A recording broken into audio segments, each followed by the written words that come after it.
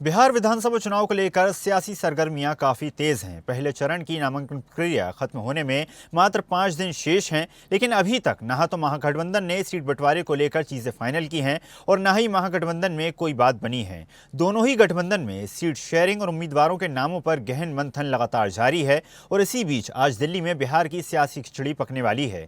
एक और जहां दिल्ली में आज सीईसी की बैठक बुलाई गई है, तो वहीं दूसरी ओर कांग्रेस नेता राहुल गांधी से नेता प्रतिपक्ष तेजस्वी यादव भी मुलाकात करेंगे। जानकारी के अनुसार आज से कल में बैठक होने वाली है और दोनों ही गठबंधन फैसला ले सकते हैं। सूत्रों के अनुसार शनिवार देर रात तक बिहार प्रभारी विनोद तावड़े के दिल्ली स्थित आवास पर भारतीय जनता पार्टी नेताओं की अहम बैठक हुई, जिसमें केंद्रीय गृह मंत्री अमित शाह, डिप्टी सीएम सम्राट चौधरी और केंद्रीय राज्य मंत्री नित्यानंद राय मौजूद रहे। इधर दिल्ली में आज भारतीय जनता पार्टी केंद्रीय चुनाव समिति यानी कि सीईसी की बैठक बुलाई गई। माना जा रहा है कि इस बैठक में उम्मीदवारों के नामों पर अंतिम मोहर लगाई जा सकती है। आज शाम तक पार्टी की पहली उम्मीदवार सूची जारी हो सकती है। बैठक में प्रधानमंत्री नरेंद्र मोदी, अमित शाह, जेपी नड्डा, राजनाथ सिंह, बीएस येदियुरप्पा, सर्बानंद सोनोवाल, भूपेंद्र यादव और बिहार चुनाव प्रभारी धर्मेंद्र प्रधान भी शामिल रहेंगे।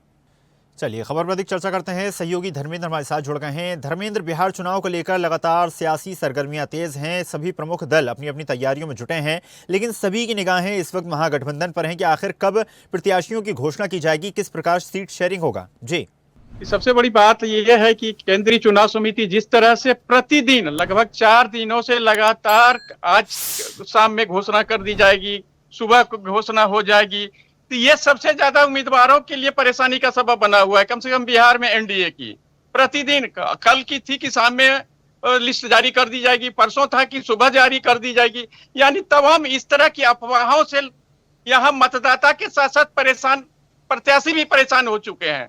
आखिर मैंने कई दर्जनों प्रत्याशी से फोन करके मैंने फोन लगाया, तो उन्होंने कहा कि मैं क्या करूं, जो परिस्थिति है लिस्ट जारी है उन्हें हो रही है, हम लोग पटना में जमे हुए हैं। तो तत्काल जो परिस्थिति बनी हुई है, प्रत्याशी के साथ साथ पहले तो प्रत्याशी परेशान है, इसके बाद मतदाता परेशान होंगे, क्योंकि प्रत्याशी को सबसे पहले उन्हें फील्ड में जाना होगा और नामांकन के लिए मात्र महज 5 दिन शेष बचा हुआ है। तो वैसी परिस्थिति में सबसे ज्यादा उम्मीदवारों को हो रही है, न कि प्रत्याशियों को, न कि जनता की हो रही है।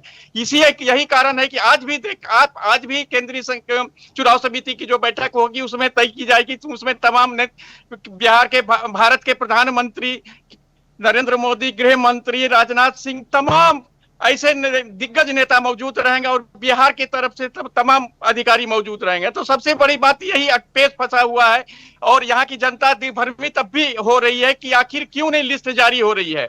ये दोनों के साथ परेशानी का सबब है। अब देखना है कि आज की बात जो हो रही है कि आज शाम में लिस्ट सूची जारी हो जाएगी प्रत्याशियों को, तो ये देखना होगा कि आज शाम हो कि कल सुबह होगी। इन तमाम कयासों से उम्मीदवार के साथ साथ यहाँ बिहार की जनता परेशान है, खास करके एनडीए की, जो चूंकि एनडीए सत्ता पक्ष में है, बिहार सरकार में वो संचालित करते हैं, तो तमाम चीज उनके पास है। सबसे बड़ी बात वो दिक्कत हो रही है।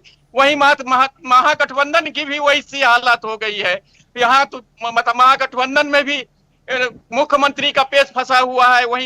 वही साहनी ग्रुप कहता है कि मुझे डिप्टी सीएम बनाया जाए, कि तमाम अटकलें जो है फेस नहीं आ रहा है, सामने नहीं आ रहा है, जिस कारण से प्रत्याशी के साथ साथ मतदाताओं के बीच उपापो की स्थिति बनी हुई है। सबसे बड़ी बात है कि उन्होंने खुलकर ये लगातार एनडीए और महागठबंधन की ओर से सूची जारी नहीं करने पर प्रशांत किशोर ने कटाक्ष करते हुए कहा कि देखिए जिसके पास सत्ता है और जो विपक्ष का अपने आप को कहता है चोला पहन के घूमता है, सत्ता पक्ष और विपक्ष, वो किस स्थिति में है और इतना देरी क्यों कर रही है वो लोग लिस्ट देने में, वो जबकि दूसरी लिस्ट जन स्वराज की ओर से शाम में जारी की जाएगी। तो तमाम इस तरह की अटकलें तेज है और वहीं जन स्वराज के प्रत्याशी अभी मैदान में है, चूंकि 51 लिस्ट जारी कर दिया है, तो वो लोग अपना कैंपेनिंग शुरू कर दिए हैं। लेकिन यहाँ एनडीए और महागठबंधन के प्रत्याशी दोनों की स्थिति, हालात बहुत खराब है कि किसका नाम होगा, किसका कटेगा, किसका जाएगा, ये परिस्थिति बनी हुई है। जी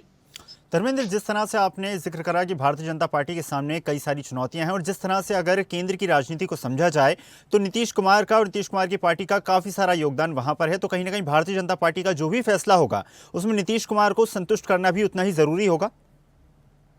बिल्कुल सही है, चूंकि जो संतुष्ट अगर नहीं होंगे तो फिर ढाक के 3 पात होंगे। चूंकि कभी कभी ऐसा देखने को होता है कि दोस्ताना समझौता चलता है अंदर से अंदर, जी। तो उन चीजों को खामियाजा भुगतना पड़ सकता है। तो यही कारण है कि एनडीए जो है फूक फूक कर कदम उठा रही है और अपने तमाम घटक दलों को साथ लेकर चल रही है।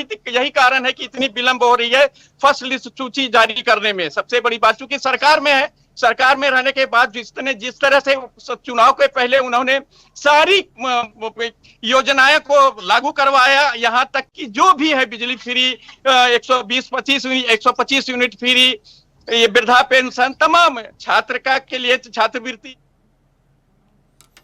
जी बिल्कुल धर्मेंद्र, तो माना जा सकता है कि जो भी भारतीय जनता पार्टी का निर्णय होगा उसमें नीतीश को संतुष्ट करना उतना ही जरूरी होगा। आपका बहुत बहुत धन्यवाद जुड़ने के लिए और जानकारी साझा करने के लिए। ताज़ा खबरों के लिए लाइक, फॉलो और यूट्यूब पर सब्सक्राइब कर बेल आइकन दबाएं। साथ ही हर अपडेट के लिए विजिट करें स्वदेशलाइव.com।